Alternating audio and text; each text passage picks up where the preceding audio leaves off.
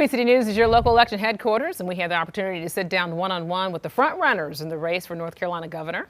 Over the next few days, we are bringing you those interviews, and we're going to begin with Josh Stein tonight. Some quick facts. Stein grew up in Chapel Hill and Charlotte. He is a lawyer with degrees from Harvard and Dartmouth. He and his wife have raised their 3 children in North Carolina. And here's what he touts as his successes. He has fought to secure funding to fight opioid addiction. He has tackled the largest backlog of untested rape kits in the country and defended women's access to reproductive health care. Attorney General Josh Stein, thanks for being with us. We certainly appreciate your time. Thanks, Brian. We'll jump right into this. In 2015, you followed your then boss, Governor Cooper, in succeeding him as the Attorney General. Early 2023, you announced your run for governor. What prompted your decision to make that leap? Well, I want to do the best that I can do to help people in the state. I love this state. I think we have so many incredible things going for us. And what I believe is that if we invest in our people and their futures, we will grow the middle class, we will strengthen the state, we will begin to deliver on the promise of North Carolina. I genuinely believe that if you work hard, where you come from should never limit how far you can go. Yeah, you talked about helping the middle class. I mean, it seems like it's the rich getting richer and the poor getting poorer, and the gap is widening there. But North Carolina's had a good economy. How do you maintain that, bring more business here, but also helping the people out in the state of North Carolina? The key is to grow the economy everywhere, not just in Charlotte, not just in Raleigh and the Triangle, not just in Triad, but everywhere. Because we want there to be economic opportunity for folks in it, and we want folks to be able to succeed, whether it is getting a good paying job or whether it's starting a small business in every corner of this state. So it's about recruiting great businesses, and that's what we need to build here in North Carolina. The way you have the best workforce is to have the best educated people. What we're doing here in North Carolina in K-12, frankly, in my view, is a disgrace. We're 50th in this country as a share of our state's GDP that we spend on public education. 50th.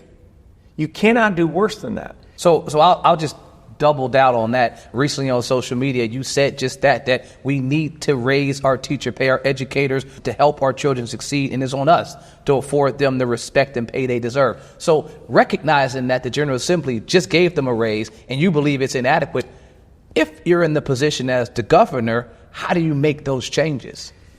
You work with folks, you try to impress upon them your view of what it's going to take to succeed. You listen to them, and you also travel around. When you go to some of these rural, small counties, the public school system is the most important institution in that county. There may not be a big community college campus, certainly not a university campus. When I was in the Senate, we were championing expansion of Medicaid. I've been doing this since like 2011, 2012, urging them to do it. They said no, they said no, they said no, and everyone thought, well, we got to give up on it. You never give up. You keep fighting, you keep pushing, you keep persuading. And they finally agreed. You talked about the supermajority in the legislature. As Attorney General, it's a little different than being in governor, the mansion there, as we've seen with Governor Roy Cooper. How will you work with the supermajority to get something done that you want to have done? Well, I've had success as Attorney General, even though I'm a Democrat and there's a Republican supermajority in the legislature. We don't agree on a lot of things, but where we can agree, we get to work.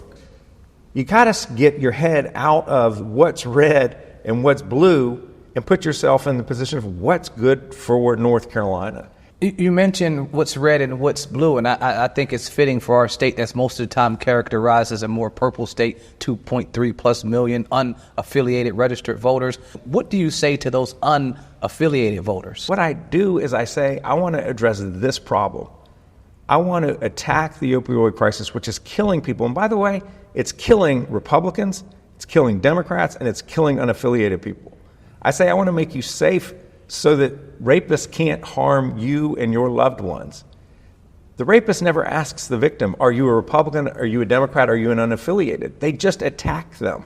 So if I work on issues that serve everybody, that's how you get unaffiliated voters. That's how you get Republican voters. It's how you get Democratic voters. One of the most polarizing issues right now for blue and red, and you've been talking about it on the campaign trail, and that's abortion and women's rights, reproductive rights. How can you protect those rights going forward and where you are when one of your opponents on the other side who's running for governor has said that he would put in a statewide abortion ban? Yeah. When I'm focusing on issues to serve the people of North Carolina, I'd always try to find, is there common ground? You may have a different perspective on an issue than I have, but can we try to get to a place where we're advancing the ball and helping North Carolinians? There are some issues, particularly when it comes to fundamental freedoms, whether that's the right to vote or whether it's the right to make your own reproductive health care decisions. There are some times where there isn't a middle ground. And so you have to stand up and say exactly what you believe and fight for what you believe. And what I believe is that women should make decisions about their own bodies, their own families, their own futures. I do not think that these are decisions that should be made by politicians in Raleigh.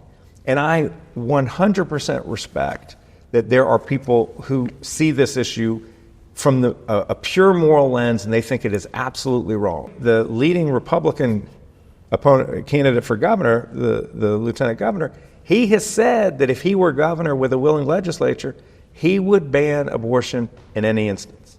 That means no exceptions, not for rape, not for incest, not for the life or health of the mother.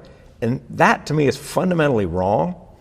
I trust women to be able to make the best decision what's for them. It seems like today that we're in extremely polarizing times, both nationally and on the state and local level, where folks are picking their side, entrenching themselves, and not deciding to come out of their proverbial corners. Mm-hmm. Your dad, Adam, was a founding member of the first integrated firm in the state. During a time of integration and segregation, what values, what key instances can you pull on from that time frame that seems to mirror where we're at today? I grew up here in Charlotte. We moved here in 1967, right after I was born, so that my dad Adam could join Julius Chambers and James Ferguson to form that law firm you talked about. And that firm won path-breaking victories in our nation's legal battle against discrimination. And Swan case right here in Charlotte. Right here, school desegregation, employment non-discrimination, the right to vote, things that we take for granted today. That was not the case. And by the way, those were not always popular fights to be having back then. But those folks, my dad, his partners, they never stopped doing what was right, not even when times were tough. And so that doesn't mean you stop. It means you keep fighting. And so that's the lesson I've taken from it. That's why I do what I do now. And that's why I want to serve as governor, is to take on tough fights for people and deliver. It's what I've been doing as Attorney General, and it's what I want to do as governor. I'll give you this last question. You mentioned the people, and those will be the folks that will make the decision. What do you say to that voter to encourage them to push your name and not the other candidate? I have been fighting for people my whole career, and as Attorney General, I've been fighting for families and communities devastated by the opioid crisis. I've been fighting for victims of sexual assault to get them justice. I've been fighting for families whose drinking water has been poisoned by polluters. I've been fighting for people and voters of the state so that they have the ability to cast their ballot. I've been fighting for folks, and I've actually been delivering. I want to go to the governor's office so I can fight for them for strong schools, for an economy that is thriving, where people have real opportunity to succeed. I want to fight for them for safe communities. These are things that we can deliver here in North Carolina, and I'm just thrilled to have this opportunity, eager to win in March, eager to win in November so that I can get to work next January. Attorney General Stein, thank you for your time, and thank you for your honest feedback during this interview. Cleve, thanks.